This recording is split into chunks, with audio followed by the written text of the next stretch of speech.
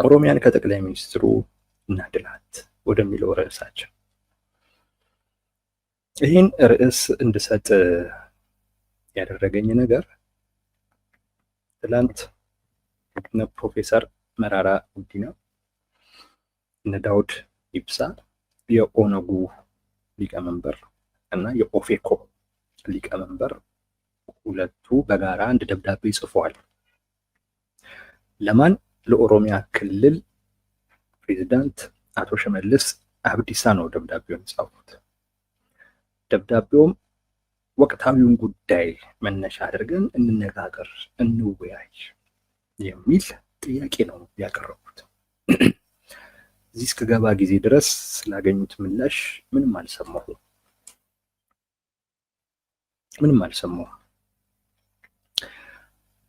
እሱ አጋጣሚ ነው ይሄንን ርዕስ እንድሰጥ ያደረገኝ።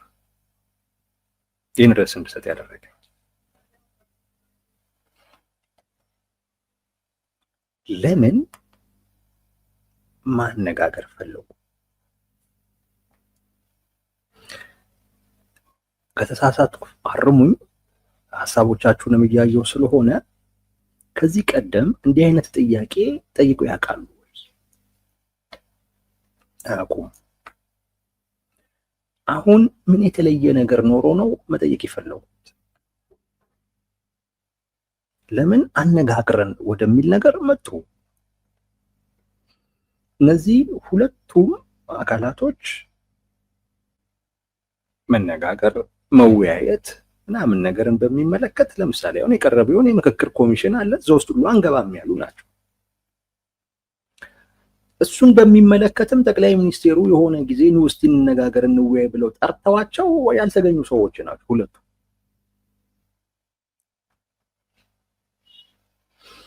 አሁን ላይ ምን የተለየ ነገር መጥቶ ነው መነጋገር የፈለጉት? ያለ ባህሪያቸው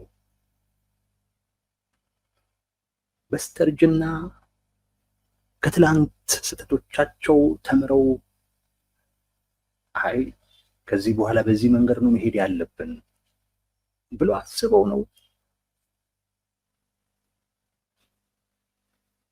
ወይንስ ምንድን ነው? ለምን ፈለጉ ነው አንዱ በደንብ መጠየቅ አለበት። ለምን ፈለጉ? ሁለት፣ ለምን አቶ ሽመልስ አብዲሳን ፈለጉ? ለምን ጠቅላይ ሚኒስቴሩ ጋር መነጋገር አልፈለጉ?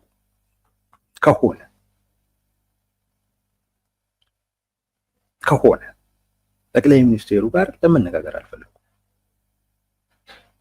እንደውም ከእሳቸው ጋር መነጋገር የበለጠ አይሻልም? ኦሮሚያ ውስጥ የሚፈልጉትን አይነት ለውጥ ለማምጣት። ለምሳሌ ኦሮሚያ ውስጥ ችግር አለ፣ ያው በሱ ጉዳይ ነው የሚያወሩት። ቢቢሲ ጋር ቆይታም ነበራቸው ፕሮፌሰር መራራ። የምናወራው ኦሮሚያ ውስጥ እየተባባሰ ባለው ጉዳይ ነው ያሉት። ያ ከሆነ ኦሮሚያ ውስጥ ያለው እየተባባሰ የመጣው ጉዳይ አንድም የመንግስት ኃይሎች ከኦላ ጋር በሚያደርጉት ግጭት ነው። ኦላ ማለት በህዝብ ተወካዮች ምክር ቤት አሸባሪ የተባለ ቡድን ነው። አንድ የክልል ፕሬዝዳንት በተለየ ሁኔታ የኦላን ጉዳይ ይመለከተው፣ ይበልጥ የፌዴራል መንግስት ይመለከተዋል። ለዛ ነው ለመፍትሄውም ቢሆን የበለጠ ጠቅላይ ሚኒስቴሩ ይቀርባሉ። ለመፍትሄውም ቢሆን ሁለት፣ ጆን ታደሰ የጠየቀው ነው። አገራዊ ፓርቲ ናቸው ሁለቱ፣ የክልል ፓርቲ አይደሉም። ኦፌኮም ኦነግም አገራዊ ፓርቲ ናቸው።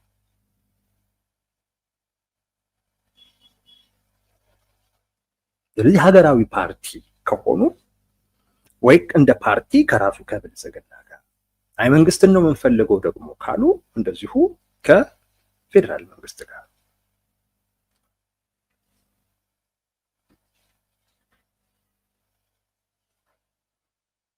ለምንድን ነው የሚለው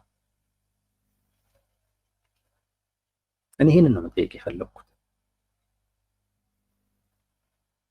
ለምን አሁን ማነጋገር ፈለጉ? አንዳንድ ሰዎች አይቻለው ከምርጫው ጋር አያይዘው ምርጫውን እኮ በነገራችን ላይ መሳተፍም ይችላል። ምንም ችግር እኮ የለውም። ይህንን ምርጫ ካልተሳተፉ ይሰረዛሉ ነው። መሳተፍ ነው። ላለመሰረዝ መሳተፍ ምን ችግር አለ? አይ ደግሞ ካሉ ይሰረዙ ምን ችግር አለው? አዲስ ፓርቲ ማቋቋም እኮ መፍትሄ ነው።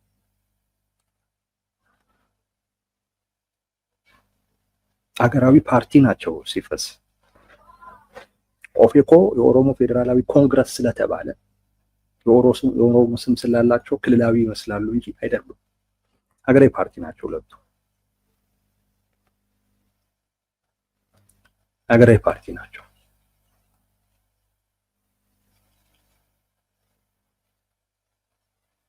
ለምንድን ነው የሚለው ነው።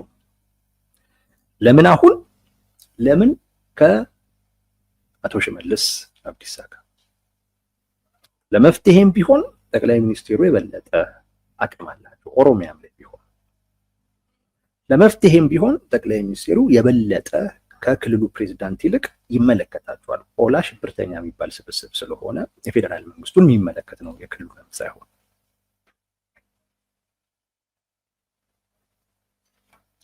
ይሄ ነው ዋናው ጥያቄ።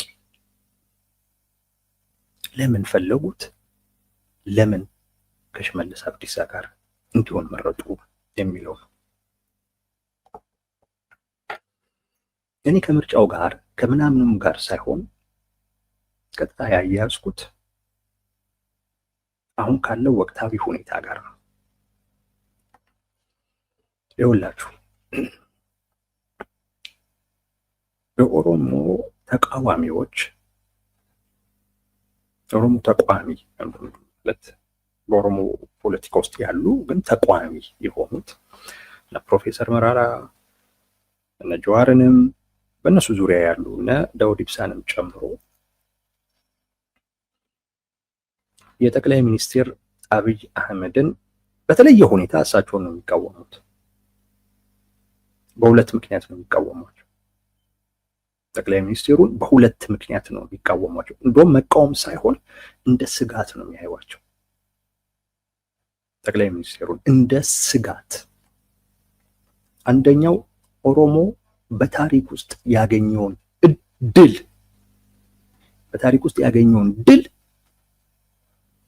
ጠቅላይ ሚኒስትሩ ሊያስጥሉት ነው የሚል ስጋት አላቸው በአንድ በኩል።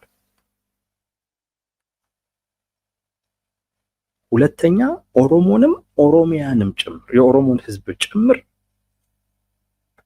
ታርጌት ውስጥ እንዲገባ እያደረጉት ነው ማለት በቃ የሌላዎች ሕዝብ ጠላት ተደርጎ እንዲታይ እያደረጉት ነው። እንዲነጠል እያደረጉት ነው የሚል ተቃውሞ ነው ያላቸው። በዚህ ምክንያት ጠቅላይ ሚኒስትሩን እንደ ስጋት ነው የሚያዩዋቸው። የኦሮሞ ሕዝብ በታሪክ ያገኙ የሚሉት ድል አንደኛው የመሬት ፖሊሲው ነው። መሬት የመንግስት ነው የሚባለው ይሄ በደርግ ጊዜ መሬት ላራሹ ተብሎ እንዳለ መንግስት ወርሶት የለም። እሱን ጭቁኖች በሙሉ ያገኙት ድል አድርገው ይቆጥሩታል። ያው እነሱም ኦሮሞን ጭቁን ብለው ስለሚያስቡት እንደ ድል ይቆጥሩታል። አሁን በስራ ላይ ያለው ህገ መንግስትም መሬትን የህዝብ የመንግስት አድርጎት ነው ያለው። የኦሮሞ ፖለቲከኞች በተቃውሞ ጎራው ያሉት በፍጹም በዚህ አይደራደሩ። በፍጹም እንደገና ኦሮሞ ጭሰኛ ነው የሚሆነው ነው የሚሉት። ኦሮሞ ያለውን ነገር በቃ ዝም ብሎ እየሸጠው እነዛ ይገዙታል፣ መልሰው ጭሰኛ ያደርጉታል ነው ብሎ የሚሰጉት። እና በፍጹም መሬት የግል እንዲሆን አይፈልጉም።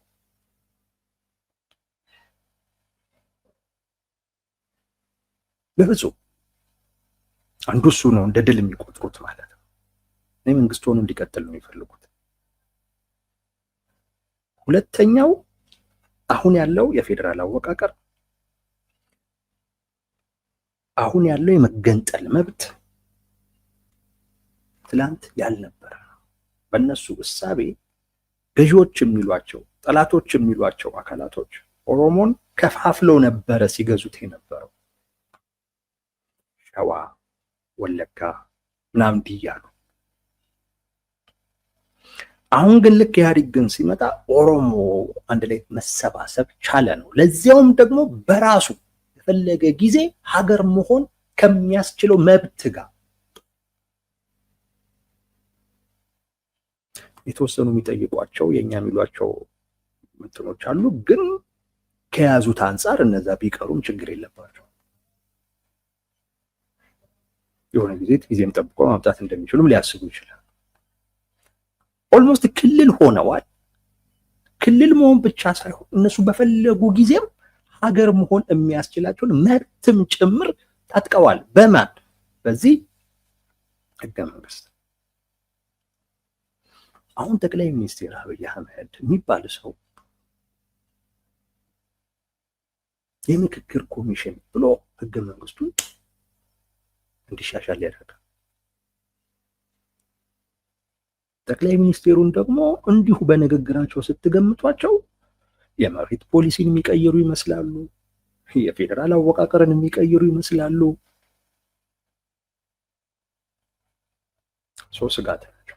የኦሮሞ ህዝብ በታሪክ ያገኛቸውን ድሎች ሊያስቀሙ ነው የሚል ስጋት አላቸው። አንዱ ይሄ ነው። ሁለተኛው ከኦሮሞ ህዝብ ፍላጎትና ጥቅም ጋር ምንም አይነት ግንኙነት የሌለው ጦርነት ውስጥ በመግባት የኦሮሞ ህዝብ እንዲነጠል ወይም ታርጌት እንዲሆን እየተደረገ ነው፣ ወይም ጠላቶቻችን በኦሮሞ ህዝብ ዙሪያ እንዲሰባሰቡ እያደረገ ነው ይሄ ሰው ብለው ይቃወማሉ ወይም እንደ ስጋት ያያሉ። ያ ማለት ለምሳሌ የትግራዩን ጦርነት አብዛኛው የኦሮሞ ተቋሚ ላይ ያለው አካል አይደግፈውም። ከኦሮሞ ህዝብ ፍላጎትና ጥቅም ጋር ምንም የተያያዘ ነገር የለውም ብሎ ነው የሚያስቡት። ያ ጦርነት አንድም ከባድ የሆነ የህወሓት ጥላቻ የነበረው ይሄ የአንድነት ኃይሉ ለሱ ሲባል የተደረገ ነው። ሁለትም የግዛት ጥያቄ ያለውና ከትግራይ ልሂቃን ጋር የፉክክር ጉዳይ ያለበት የአማራ ልሂቅ ለሱ ፍላጎት ሲባል የተደረገ ጦርነት ነው። የትግራዩ ጦርነት ለሁለቱ እንጂ ከኦሮሞ ህዝብ ፍላጎትና ጥቅም አኳያ ምንም ፋይዳ የለውም ብሎ ነው የሚያስቡት። ምንም ፋይዳ ለኦሮሞ ይዞ የማይመጣ ጦርነት ውስጥ ግን ከቶን ኦሮሞ እንደምን ታየ? እንደ ጠላት ታየ። ቂም ተይዞበታል አይነት አንድ። አሁን ደግሞ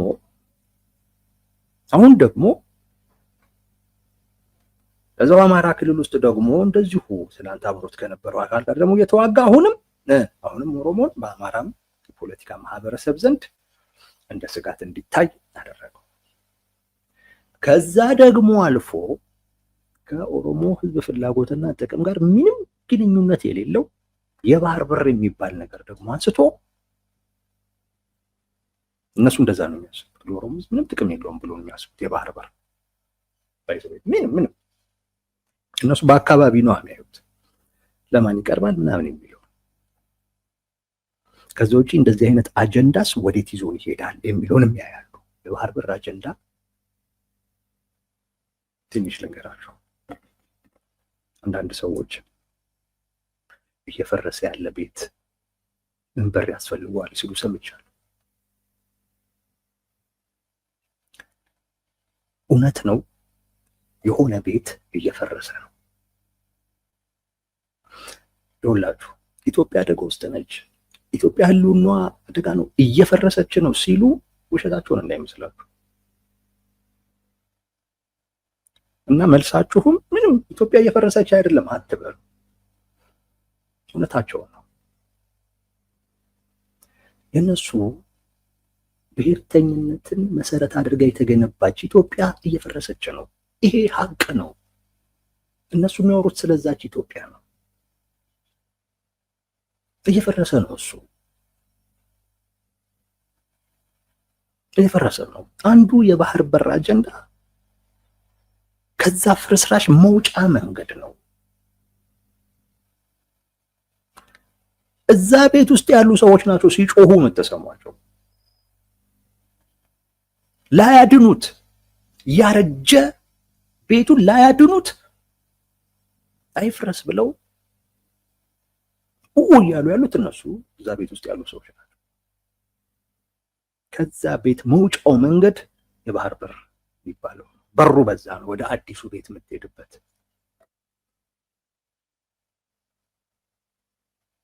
የኦሮሞ ብሔርተኞች በተቃውሞ ጎራ ያሉት በመንግስት ውስጥ ያሉት እንዲሁ ናቸው የሚያስቡት። በእርግጥ ያው መቼም አብይ ተጭኗቸውም ስለሆነ በአፋቸውም ባይናገሩትም፣ ግን በተቃውሞ ጎራ ግን ያሉት የባህር በር የሚባለው ጉዳይ ለኦሮሞ ምንም ጥቅም የለውም፣ ግን አለው ጥቅም። የኦሮሞ የፖለቲካ ማህበረሰብ ወደ መሀል የሚመጣበት መሀለኛውን የፖለቲካ ስፍራ ላይ የራሱን ድርሻ፣ የራሱን ታሪክ፣ የራሱን አሻራ የሚያስቀምጥበት ነው። ባይዘዌ እኔ ኦሮሞ አይደለሁም፣ ግን እውነቴን ነው የምለው ቢሳካለት የምወድበት አንዱ ምክንያት ከዚህ ጋር የተያያዘ ነው። እኔ የነገው የኦሮሞ ትውልድ በኢትዮጵያዊነት ላይ ድርሻ አለኝ የሚል ኩራት ቢኖረው ደስ ይለኛል። በጣም በጣም ደስ ይለኛል እና ታሪኩም እንዲሆንለት ፈልጋለሁ። እውነት ለመናገር ይሄ ታሪክ አጋጣሚ ከኦሮሞ ሕዝብ የተገኘ አንድ መሪ ለኢትዮጵያ ባህር በር አስገኘ ቢባል ደስ ይለኛል።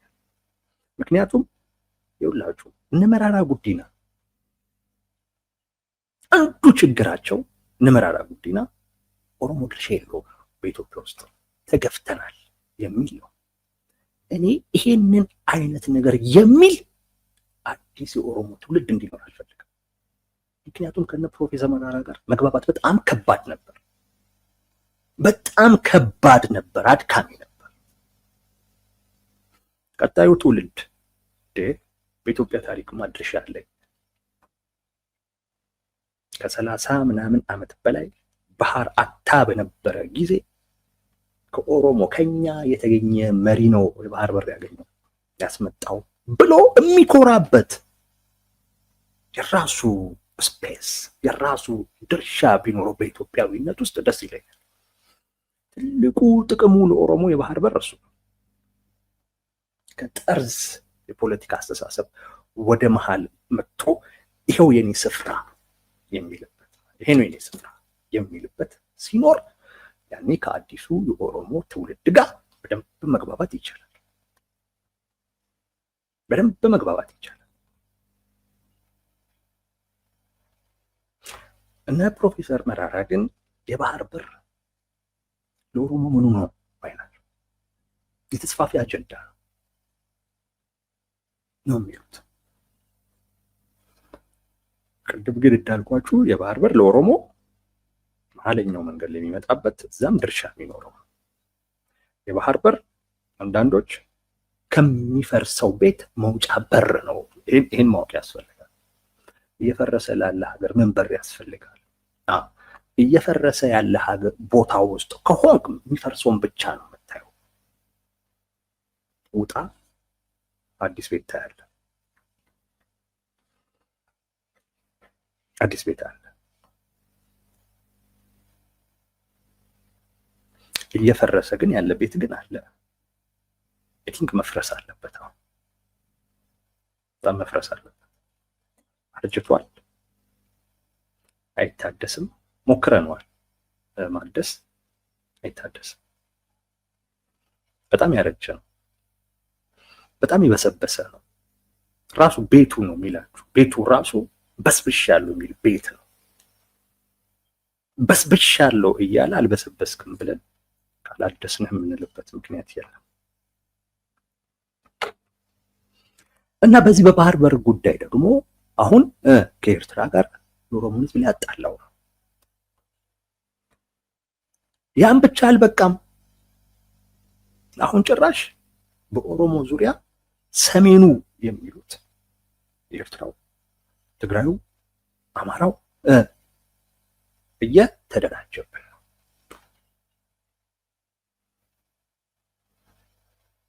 እየተደራጀብን ነው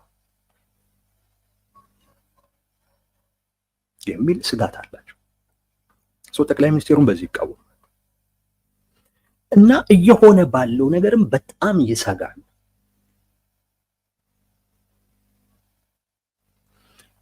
አሁን ጠቅላይ ሚኒስቴሩ ጋር ማውራት ያልፈለጉበት ምክንያት ገባን ማለት ነው። ሁለት ነገር ገባን። ማውራት የፈለጉበት አንዱ ምንድን ነው? ስጋት ነው። ጠላት የሚሉት እነሱ አቢሲኒያ የሚሉት አካል እየተሰባሰበ ነው አይነት ነገር። ይህን ደግሞ ያመጣው ራሱ ጠቅላይ ሚኒስቴሩ ናቸው። ስለዚህ እሳቸውም ለዚህ መፍትሄ የሚሆኑ አይደሉም። ከአቶ ሽመልስ አብዲሳ ጋር ማውራት የተፈለገበት ምክንያት ይሄ ነው። የኦሮሚያ እጣ ፈንታ ምን ይሆናል? ከምርጫ ጋር የተያያዘ አይደለም። ሊሆን ይችላል። ከምርጫ ጋር ከተያያዘ በጣም ቀላል ነው። ምንም ማውራት እኮ አያስፈልግም። አቶ ሽመልስ አብዲሳስ ምን ሊያደርጉ ይችላል? ምንም። ተሳተፉ፣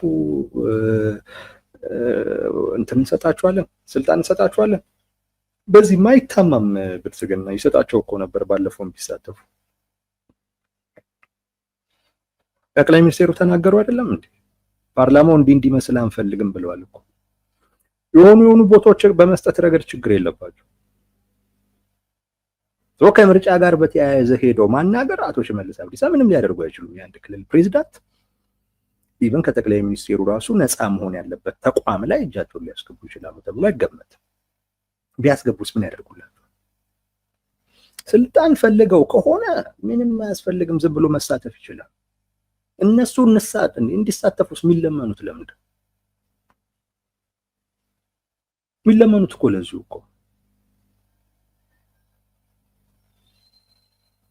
ተሳተፉ ምርጫ ላይ እኮ የሚሏቸው ወይ ፓርላማ ወንበር ሊሰጧቸው ነው ወይም ደግሞ ስልጣን ሊሰጧቸው ነው። ከዛ በኋላ ብልጽግና ምን ይላል? ይሄው ተቃዋሚዎች ራሱ እኮ ፓርላማ ውስጥ አሉ፣ በእኛ ካቢኔ ውስጥ አሉ ምናምን ብልጽግናችን በማለት የሚያገኘው የፖለቲካ ትርፍ እንዳለ ያሰላል።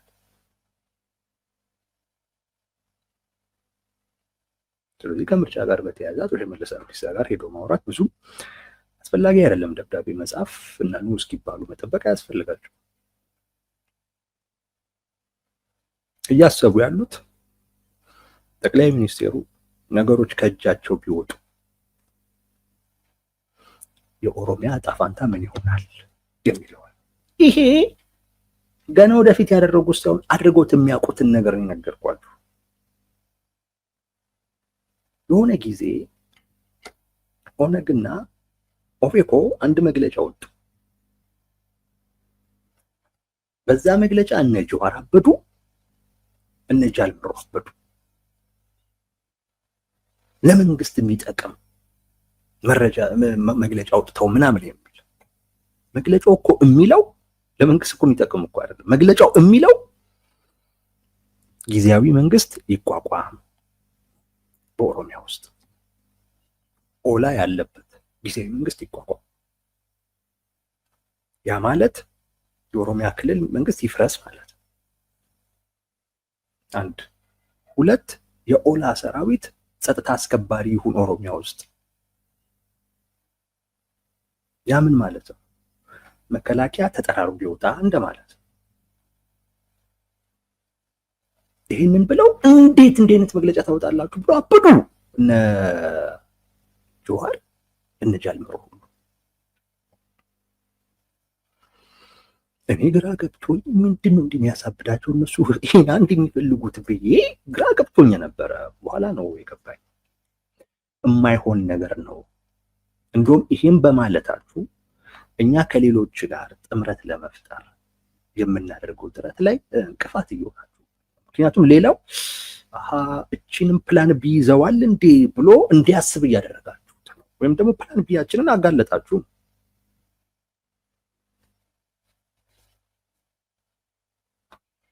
ፕላን ቢያችንን አጋለጣችሁ። አንዳንዶቹ የኦሮሞ ተቋሚዎች ኦሮሞ ላይ ትኩረት እንዳይደረግ በተለየ ሁኔታ ጠቅላይ ሚኒስትሩ ላይ ትኩረት እንዲደረግ ያው ከሌሎች ጋር ካልተጣመረን ምናምን ሲሉ ታያላችሁ። አንዳንዶቹን በተጠራጠራቸው ብዙም ባላምናቸው ፕላን ቢያችንን አጋለጣችሁ ነው። ይሄ ፕላን ቢ ያላቸው ተቋሚዎች ጠቅላይ ሚኒስቴሩ የባህር በር ለማግኘት ምናምን ብለው የሚያደርጉት እንቅስቃሴ ድንገት ከቁጥጥር ቢወጣ ባይሳካላቸው ኦሮሚያን ሀገር አድርገን ከሰሜኑ ሊመጣብን የሚችለውን ጉዳይ እንዴት መመከት እንችላለን እንጂ ህወሓት ሲለቅ ትግራይ ላይ እንደሆነው እኛም ስንለቅ ኦሮሚያ ላይ ላለመሆኑ ማረጋገጫ የለንም።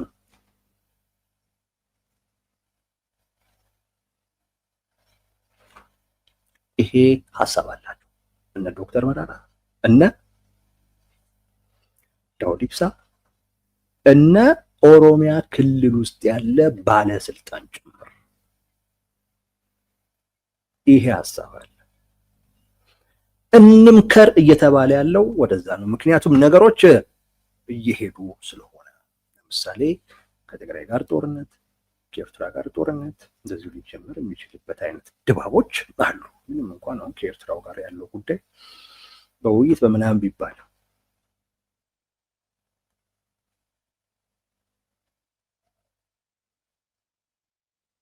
ማለት ስለዚህ ይሄ ፕላን ቢ አላቸው። ይህን ፕላን ቢያቸውን ነው ከነሽመልስ ጋር እንነጋገር ያለው። ያኔ ሁለቱ መግለጫ ያወጡበት ስብሰባ ላይ ስብሰባውን ያዘጋጀው የመንግስት አካል አባገዳዎች ነበሩ፣ የመንግስት ባለስልጣናትም ነበሩ።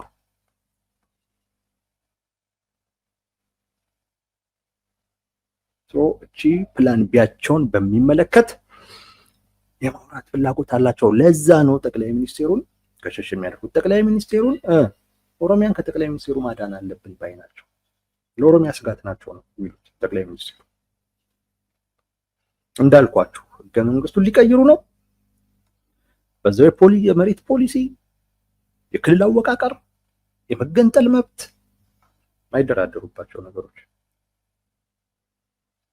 እንደዚሁም ደግሞ ከኦሮሞ ለኦሮሞ ምንም ፋይዳ የሌለው ጦርነት እዚህም እዛም እየገቡ ችግር እየፈጠሩበት ነው። ስለዚህ ሌላ አይነት አደረጃጀት መፍጠር፣ ሌላ አይነት እሳቤ ፕላን ቢ ያስፈልጋል። በዚህ ፕላን ቢ ላይ አብዛኛው ኦሮሞ ተቋሚ ያምናል። የመንግስት ባለስልጣናት ኦሮሚያ ክልል ውስጥ ያሉ ያውቃሉ። ኢቨን ፌደራል ላይ ያሉት ያውቃሉ። ጠቅላይ ሚኒስቴሩም ይሄ የሚጠፋቸው አይመስልም፣ ያውቃሉ። እነ ሽመልስ ማንነ ፕሮፌሰር መራራ እነ ዳውድ ኢብሳ አሁን ከክልሉ ፕሬዝዳንት ጋር በተለየ ሁኔታ እናውራ እያሉ ያሉት ለዚሁ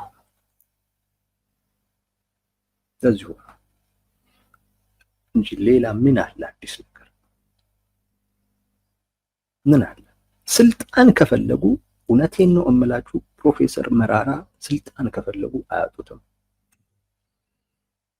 ዳውድ ኢብሳ ስልጣን ከፈለጉ በጣም በጣም ደስ ብሏቸው ነው የሚሰጧቸው እኮ ነው። ከዳውድ ኢብሳ የተገነጠሉት ኦነግን እኮ ያዙት ሚኒስቴር ነበሩ። ሚኒስቴር እኮ ነበሩ። ምርጫ ላይ ቢሳተፉ በጣም ደስተኛ ናቸው። ፓርላማ ይገባሉ አትጠራጠሩ። ፓርላማ ከመግባትም ውጪ እነሱ እሺ ካሉ የሆነ ቦታ ይሰጧቸዋል። ወይ ፌደራል ላይ ወይም ክልል ላይ የሆነ ስልጣን ይሰጧቸዋል። ችግር አለው ማስቀመጥ እኮ ነው። አይሰሩ ምን አይሉ ስራ ብዙ አለመዱ አይሰሩም። በቃ ዝም ብሎ ደሞዙን ይበላሉ። ምክትል ዳይሬክተር ምናምኑም ስራው ነው የሚሰራው።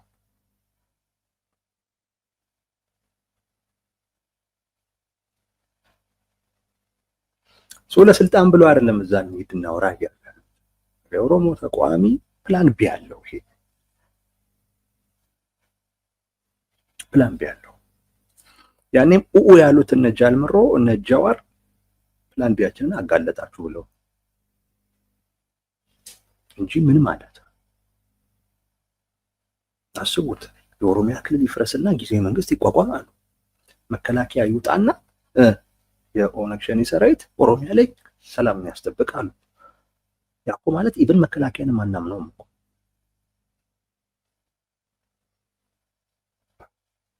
መከላከያን አናምነውም እኮ። ስለዚህ ድንገት እንደው በሚደረገው ጦርነት ችግር ከመጣ ኦሮሚያ እንደ ሀገር መሆን አለባት፣ እንደ ሀገር መሆን አለባት። የቲፒኤልኤፍን ስህተት አንደግምም አይነት ነገር ይመስላል። እንደዚያ ይመስላል። እንግዲህ የሆነው ወዳጆች ግን ብዙ የሚያሰጋ ነገር የለም። ብዙ የሚያሰጋ ነገር የለም። እውነት ለመናገር ኢትዮጵያም የባህር በር ይኖራታል፣ የማይቀር ነው። በምን አይነት መልኩ ይመጣል የሚለው ነው እንጂ የማይቀር ጉዳይ ነው። እንዲህ በቀላሉ ይህን ያክል ማሰብና መጨነቅ ተገቢ አልነበረም። ግን እነ ፕሮፌሰር መራራ እነ ዳውድ ኢብሳ ኢቭን እነ ጀዋር ሌሎቹ ይሄ ጉዳይ ያሳስባቸዋል፣ ይሄ ጉዳይ ያስጨንቃቸዋል።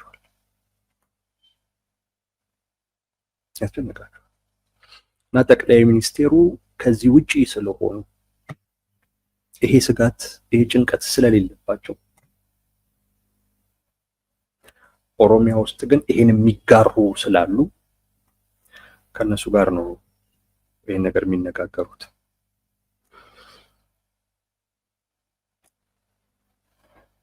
ይኸው ነው ወዳጆች።